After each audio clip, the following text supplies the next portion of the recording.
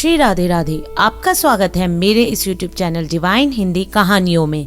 आज मैं आपको श्रावण महात्म्य का 7वां अध्याय सुनाऊंगी। अगर आपको मेरा ये अध्याय पसंद आए तो कमेंट बॉक्स में कमेंट जरूर करें। ईश्वर ने कहा, हे सनत कुमार, अब उत्तम मंगलवार का व्रत कहूंगा, जिसके करने से वैधव्य का नाश होता है। विवाहोत्तर 5 साल तक इस व्रत को करे। इसका नाम मंगला गौरी व्रत है। यह पाप को नष्ट करने वाला है। विवाह के अनंतर पहले श्रावण शुक्ल पक्ष के पहले मंगलवार के दिन इस व्रत का शुभारंभ करे। पुष्प मंडप निर्माण कर उसे कलदीप स्तंभ से शोभित करे। नाना तरह के फलों तथा रेशमी कपड़ों से विभूषित करे। उसमें देवी की प्रतिमा स्थापित करे।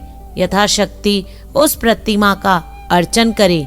उस प्रतिमा में मंगला गौरी का 16 उपचारों से 16 दुर्वो दलों और 16 चिड़चिड़ा दलों से 16 चावल तथा 16 चने की दाल से अर्चन करे। 16 बत्ती का एक दीपक हो या 16 दीपक जलाकर भक्ति द्वारा दही तथा चावल का नैवेद्य समर्पण करे। देवी के नजदीक सिर लोटा रखे। इस प्रकार 5 साल तक व्रत करे। फिर उद्यापन कर माता को वायन दे। वायन का प्रकार सुने। मंगला गौरी के एक सोने की प्रतिमा या आधे के आधे पल या यथाशक्ति सोने की प्रतिमा बनवाए। आवश्यकता अनुसार सोने या चांदी आदि से निर्मित घड़े को चावल से भरे। उस घड़े के ऊपर पहने के कपड़े या चोली रखकर उसके ऊपर मंगला गौरी की प्रतिमा रखे। देवी की नजदीक सिल लोटा रखे। इस प्रकार माता के लिए वायन दे। हे विप्र, इस प्रकार व्रत करके मात्र से 7 जन्म तक सौभाग्य रहता है। पुत्र पौत्र संपत्ति आदि से युक्त वह क्रीड़ा करती है। सनत कुमार ने ईश्वर से पूछा, हे शंभु, इस व्रत को पहले किसने किया? किसको इस व्रत को करने का क्या फल हुआ? ईश्वर ने कहा, हे विप्र, पूर्व काल में कुरु देश में श्रुति कीर्ति नाम वाला शास्त्र ज्ञाता कीर्तिमान तथा शत्रु रहित राजा था। वह 64 कलाओं का जानकार धनु विद्या विशारद था। पुत्र सुख को छोड़कर उस राजा को सब आनंद था। संतान के लिए राजा बहुत चिंताकुल हो गया। जप तथा ध्यान युक्त हो देवी की आराधना की। उसके इस तप से देवी प्रसन्न होकर उससे बोली, पुत्र वर मांग। श्रुति कीर्ति ने कहा, हे देवी, आप यदि राजी हैं तो शोभन पुत्र दो। हे देवी, आपके कृताप रूप प्रसाद से किसी भी अन्य जीव की कमी नहीं है। राजा की ऐसी वाणी की सुन मंद मंद हंसती हुई देवी ने कहा, हे राजन, तुम दुर्लभ वस्तु की याचना मांगते हो, लेकिन कृपा कर तुमको पुत्र दूंगी। हे राजन सुनो, पुत्र अत्यंत गुणी होगा, पर 16 साल से अधिक नहीं जीवेगा। यदि सुंदरता तथा विवाहीन पुत्र होगा तो वह पुत्र समय तक जीवित रहेगा। देवी की वाणी सुन राजा चिंतन करने लगा। उसने अपनी भार्या से विचार कर गुण विशिष्ट संपूर्ण लक्षण युक्त 16 कला 16 साल तक की आयु वाला पुत्र मांगा। देवी ने उस समय भक्त राजा की आज्ञा दी कि हे नुपनंदन, मेरे दरवाजे पर आम का पेड़ है। मेरी आज्ञा से उस आम के एक फल को लाकर अपनी पत्नी को खाने को दो। उसके खाने से उसी समय रानी निसंदेह गर्भ धारण करेगी। राजा ने प्रसन्न हो देवी की आज्ञा अनुसार अपनी पत्नी को आम्र फल दिया। उसके खाने से ही पत्नी ने गर्भ धारण किया। उससे 10वें महीने में देव तुल्य पुत्र पैदा हुआ। हर्ष शोक से संपन्न राजा ने उस पुत्र को जातक कर्म आदि संस्कार कर दिया और शिव स्मरण करते हुए उसने उसका चिरायु नाम रखा। जिस समय उसके पिता 16वां साल प्रारंभ हुआ, उसी दिन से सप्तनिधि राजा को चिंता सताने लगी। राजा ने विचार किया कि यह पुत्र बड़े ही कष्ट से प्राप्त हुआ है। अपने समक्ष इसकी दुखद मृत्यु कैसे देखूंगा। अतः राजा ने पुत्र के मामा के साथ उसे काशी भेजने का प्रबंध किया। यशस्वी राजपत्नी ने अपने भ्राता से कहा, तुम कापटिक वेश धारण कर इस लड़के को काशी ले जाओ। मैंने पूर्व में पुत्र प्राप्ति की निम्ति से भगवान मृत्युंजय की विनती कर ली थी। हे विशेष पुत्र को इस समय ले जाओ, यदि यत्न से रक्षा करना। वह अपनी बहन की वाणी सुनकर भांजे के साथ लेकर काशी आ गया। रास्ते में जाते हुए कई दिन बाद आनंद नगर पहुंचे। वहां संपूर्ण समृद्धि से युक्त वीरसेना नाम का राजा था। उस राजा की कन्या संपूर्ण लक्षण से संपन्न मंगला गौरी नाम वाली रूप लावण्य संपन्न थी। उस समय वह बालिका सखियों सहित अपने गांव के समीप रमणीय बगीचे में खेल रही थी। उसी वक्त राजपुत्र चिरायु तथा उसके मामा दोनों वहां पहुंच गए। वे दोनों बालिकाओं को देखने की इच्छा से ठहर गए।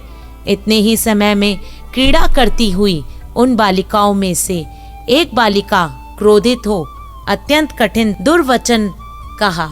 इस दुर्वचन को राजपुत्री ने सुनकर कहा, तुम अयोग्य वाणी क्यों कहती हो? मेरे वंश में ऐसी स्त्री नहीं है। मंगला गौरी के वर प्रसाद से, मंगला गौरी व्रत के प्रभाव मात्र से मेरे हाथ से चावल जिसके मस्तक पर गिरे हैं, सखी उसके साथ विवाह हो जाने पर यदि थोड़ी आयु वाला है तो भी चिरायु हो जाएगा। तदंतर सब बालिकाओं ने अपने अपने घर चली गई। उसी रोज राजकन्या का विवाह का दिन था। बाली देह के दृढ़ धर्म राजा के पुत्र सुकेतु नाम वाले को देने का निश्चय हो चुका था। वह सुकेतु मूर्ख, कुरूप तथा बहरा था। अतः वर पक्ष वालों ने मंडल में अन्य से अच्छा वर ले जाने का निश्चय किया। विवाह हो जाने पर वहां सुकेतु चला जाएगा।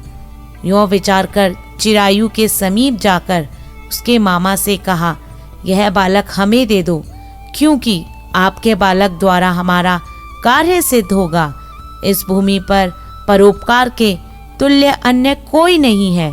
यह वाणी श्रवण कर उसका मामा हृदय से राजी हुआ, क्योंकि इन्होंने पूर्व में वाटिका में बालिका की वाणी सुनी थी।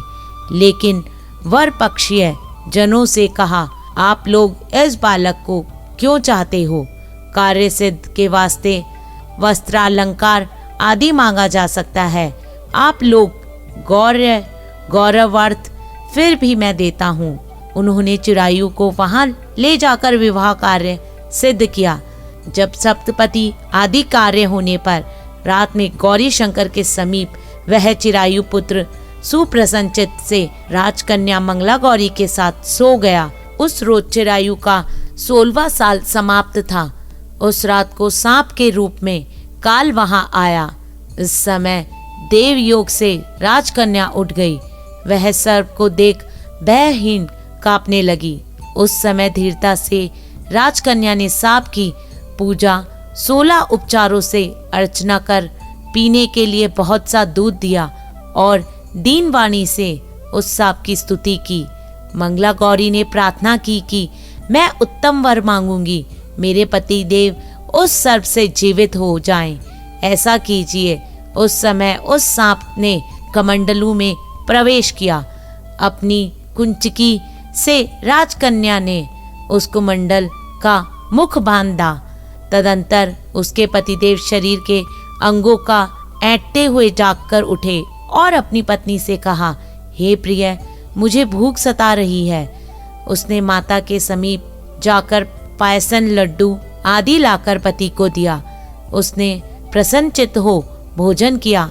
हाथों को धोने के समय उसने हाथ से अंगूठी गिर गई। वह पान खाकर फिर सो गया। फिर वह राजकुमारी कमंडलू पात्र को फेंकने गई, लेकिन विधि विधान से बाहर जाने पर चमकते हुए हार की क्रांति देख विस्मित को प्राप्त हो गई। उस घट में स्थिर हार को अपने कंठ से धारण कर लिया। कुछ रात अब शेष रही तो चिरायु का मामा उसे ले गया। चिरायु के जाने के बाद वर पक्षीय जन सुकेतु को ले गए। मंगला गौरी ने उस सुकेतु को देखा तो वह कहने लगी, यह मेरा स्वामी नहीं है। सभी वर पक्षीय महानुभाव राजकन्या से कहने लगे, हे शुभे, यह क्या कह रही हो? यदि कोई पहचान हो तो कहो। मंगला गौरी ने कहा, जिसने रात में नवरत्नों से निर्मित अंगूठी मुझे दी, वह इस अंगुली में देखकर पहचान करो। रात में स्वामी प्रतिदेव ने मुझे हार दिया है।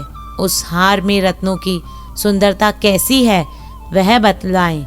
यह तो कोई अन्य ही है। रात्रि के समय जो बातचीत हुई तथा भोजन क्या हुआ, उसे भी यह कहें तो यह मेरा पति होगा। यो मंगला गौरी की वाणी सुन सब लोग ने कहा, ठीक है ठीक है, लेकिन चिन्हों में से सुकेतु के बतलाए हुए एक भी कोई पहचान नहीं मिली। तब सब लोगों ने मना किया। वर पक्षी जैसे आए थे वैसे ही चले गए। मंगला गौरी के पिता श्रुति कीर्ति ने प्रसन्नचित्त हो अन्न जल आदि का एक सत्र यज्ञ किया तथा पक्षीय सब कथा के कान सुनी कि स्वरूप के कुरूप हो जाने से किसी को ले आए थे। महल के बरामदे में चिक के भीतर कन्या को राजा ने बैठाया। इस प्रकार 1 साल यात्रा करते हुए अपने मामा के साथ वह फिर अपनी ससुराल का वृतांत देखने के लिए आया। जब मंगला गौरी ने चिक के भीतर से उन्हें देखा तो लोकोत्तर प्रसन्न हुई अपने माता पिता से कहा, मेरे पति आ गए हैं। सहोदरों को बुलाकर राजा ने पूर्व कहे हुए सारी पहचान देख पवित्र मुस्कान वाली पुत्री को चिरायु को दिया। शिष्य लोगों के सहित राजा ने विवाह उत्सव कर वस्त्र भारण आदि अश्व गज रथ तथा बहुत सी चीजें दी। फिर वह चिरायु अपनी पत्नी एवं मामा सहित कुल नंदन सेना सहित अपने नगर गया। जब चिरायु के माता और पिताजी ने प्राणियों के मुखारविंदर से उनके आने का समाचार सुना तो उन्हें विश्वास नहीं किया, क्योंकि भाग्य विपरीत कैसे हो सकता है। इस बीच वह चिरायु माता तथा पिताजी के पास गया। प्रेम मग्न हो चिरायु ने भक्ति द्वारा अपने माता पिता के चरणों में प्रणाम किया और माता पिता ने उसे चिरायु के मस्तक सूंघ कर परमानंद प्राप्त किया। मंगला गौरी पुत्रवधू ने भी सास और ससुर को प्रणाम किया।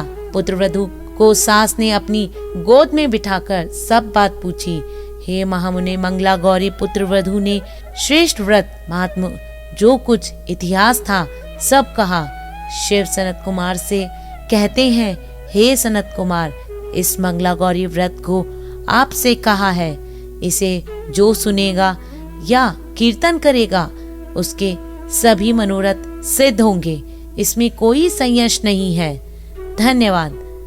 अगर आपको मेरी ये जानकारी पसंद आती है तो मेरे इस चैनल को लाइक, सब्सक्राइब तथा शेयर करना ना भूले।